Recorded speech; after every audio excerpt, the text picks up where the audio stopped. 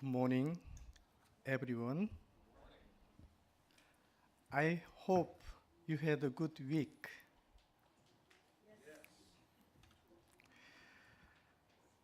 I'd like to share two funny stories with you. This is the first one. I received a funny Christmas present from my son last year. Since my son usually doesn't have a lot of money, he bought me a folder to hold my sermon notes.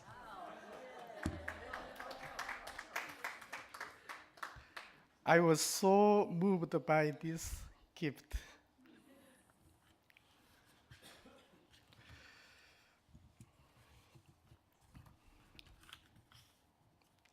This is my second one. The beginning of January, my eldest daughter, Sarah, came to visit from Tokyo to spend the new year with our family. The visit also coincided with her birthday, so we decided to celebrate a weekend trip to Chicago. On the first night, we visited King Spa and the sauna. Is that familiar, right? And on the second day, we went to the Museum of Science and Industry. As soon as we entered the exhibition, I saw something that captured my heart. I grabbed my iPhone quickly to snap a picture and exclaimed to my daughter, "Sarah, I just met the title for my first sermon of this year." I had been thinking throughout the holidays about 2019 heavenly motto for our community, but couldn't come up with anything that felt right.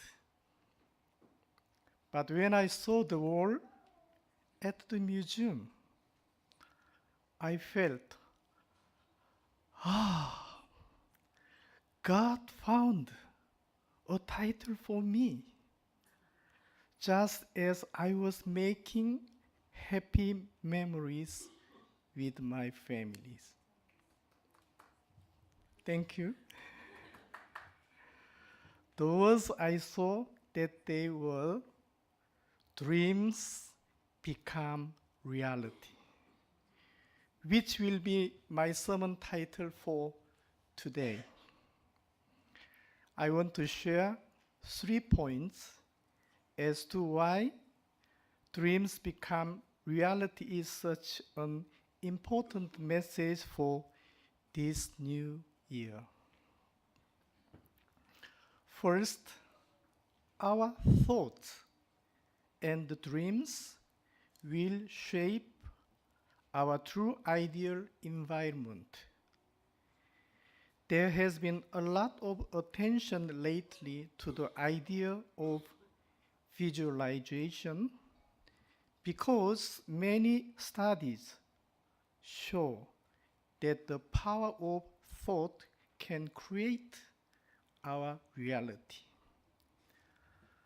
Colossians 3 verse 2 says, "Set your minds on things above, not on earthly things." When we set our minds on things above, heavenly things will appear in our earthly lives. The desires we have in our hearts leave our bodies to become part of our physical reality. On the other hand, things that never cross our minds do not occur naturally in our environment. In Luke 6, verse 45, it says, "A good man brings good things out of the good stored up in his heart. And an evil man brings evil things out of the evil stored up in his heart. For the mouth speaks what the heart is full of." For example, there might be a person we know who is always making bad decisions and ruining himself by falling into evil temptations. Why do you think of that is? The starting point of his actions begins with his thoughts.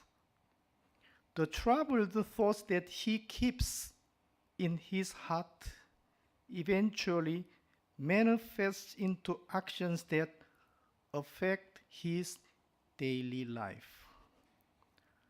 The opposite can be true as well.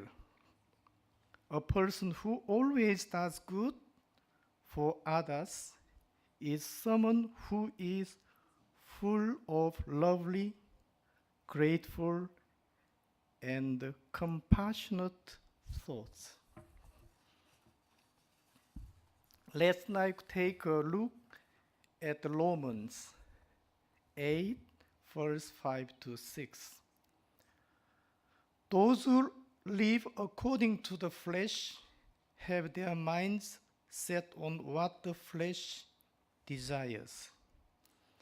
But those who live in accordance with the Spirit have their mind set on what the Spirit desires. The mind governed by the flesh is death, but the mind governed by the Spirit is life and peace. What this means is that those who live in accordance with the Spirit will be governed by a spiritual providence. And those who live according to the flesh will not experience this in their lives. A person who always thinks about enjoying a cool can of beer will visualize a beer, not the spiritual providence. Thus, our thoughts have the influence to change our lives for the better or for the worse. This is how important they are. Therefore, in order to create a true, ideal environment and reality, we first need to recognize whether the noise that consumes our mind is full of goodness or full of wickedness. Whether we have positive thoughts or negative thoughts that we voice into words. These small thoughts can accumulate into a force that can completely make our lives do a 180-degree flip. Please relax. Take world-renowned hotel owner Conrad Hilton for example. Hilton grew up during the Great Depression, and his beginnings in the hotel business was as a bellhop, carrying luggage for visitors. But unlike other bellhops, Hilton dreamed of becoming the king of hotels. He taped a picture of the biggest hotel at the time above his desk and imagined himself as the owner. 15 years later, he became the owner of the biggest hotel company in the United States. When someone once asked him about his secret to success, Hilton replied, "People often think that talent and effort bring success, but that's not true. What brings success is the ability to dream vividly." When I was living at the hotel as a bellhop, there were many other bellhops like me. But I was always the only one who dreamed about being successful. The most important element to success is the ability to dream.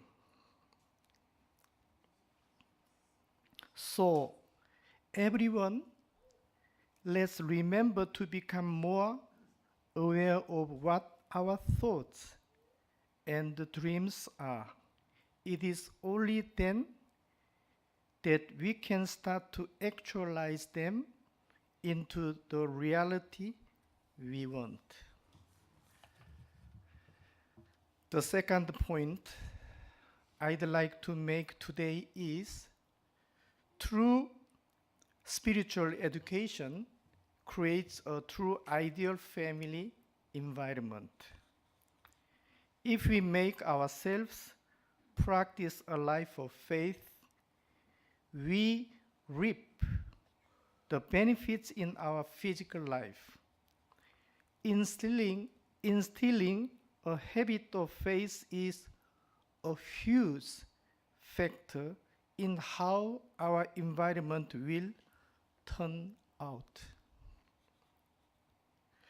If we teach our children and the loved ones about the love of God, our environment will be full of blessings.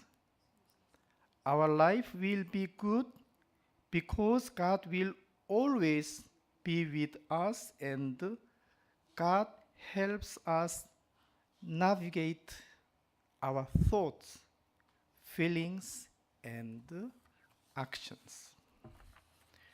Therefore, it is so important to teach our families to love and honor Heavenly Parent. We need to make sure our children, family, and friends understand how to honor God. This education can involve praying, reading, sharing, and storytelling, listening, and other engaging ways to connect with other people, with God at the center. In this way, spiritual education helps develop good, beautiful, and loving thoughts and dreams that shape our environment and futures. The final point I'd like to make today is that our true self-portrait creates our true life view. Every single one of us has a self-portrait. Do we not stand in front of the mirror and look at ourselves at least once a day? This is because we are constantly drawing a self-portrait in our mind. Some people draw negative self-portraits, while others draw a more positive one.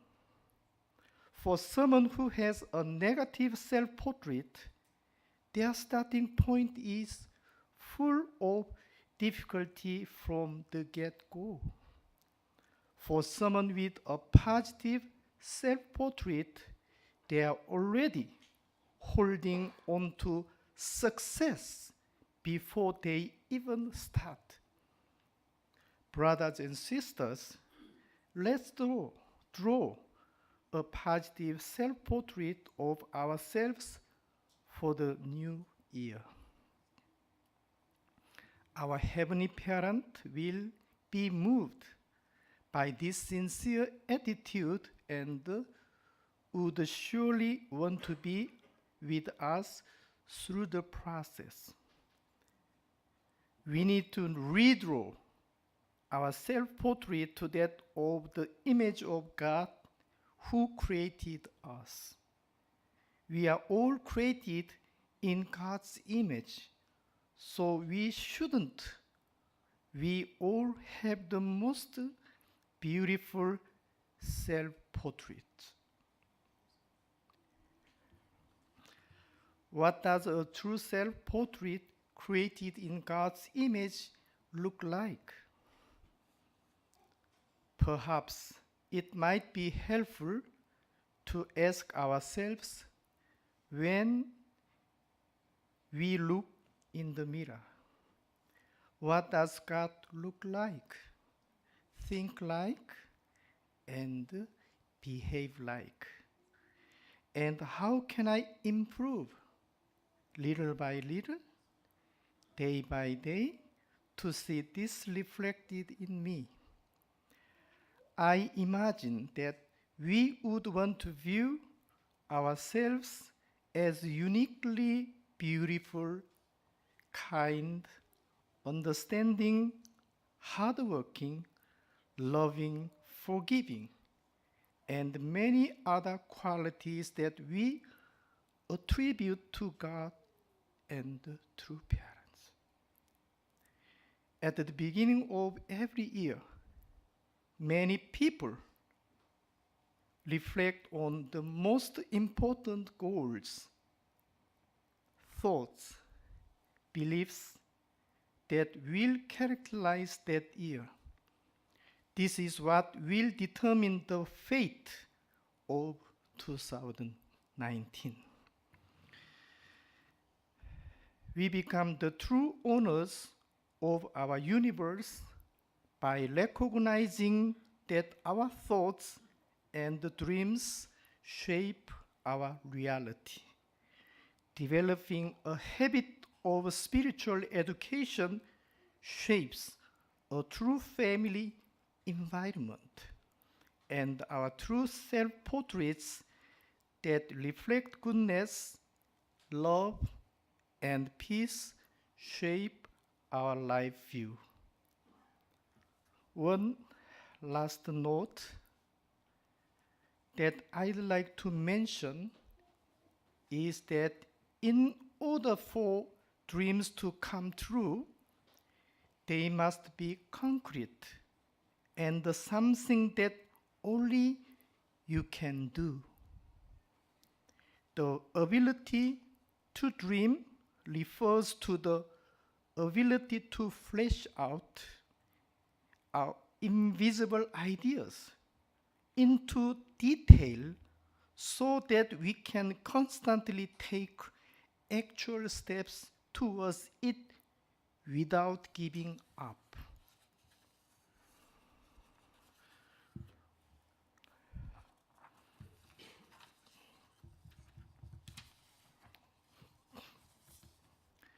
The mastery of this ability is a common link between people who have succeeded at the global level. And the king of this ability is none other than our true parents. This is because our true parents fought their entire lives in order to actualize God's dream. To this day, they teach us about the invisible kingdom of heaven as if it already exists before our eyes, and the practical steps we can take to realize this on earth. This is what the ability to dream means, and this relentless effort is what makes dreams become reality. Although our true parents are responsible for the entire humankind, we have to make it our responsibility to share their dream of a peaceful world with our family, our community, and our nation. I pray that today can be the starting point for many of us to start dreaming big and make our dreams become reality. Thank you. Let us pray. Dear Heavenly Parent, thank you so much for this new year. A new beginning for us to start dreaming again. 2018 year was a year of highs and lows, and I am sure many of us felt like we were not in control of the events happening around us. But Heavenly Parent, we were created to be in your image and to be the masters of our universe. I pray that each and every one of us will draw beautiful self-portraits of ourselves in 2019 and have the power to change destiny for the better through your love and support. In my name, Jong Kim, Central Breast Family, Amen and Aju.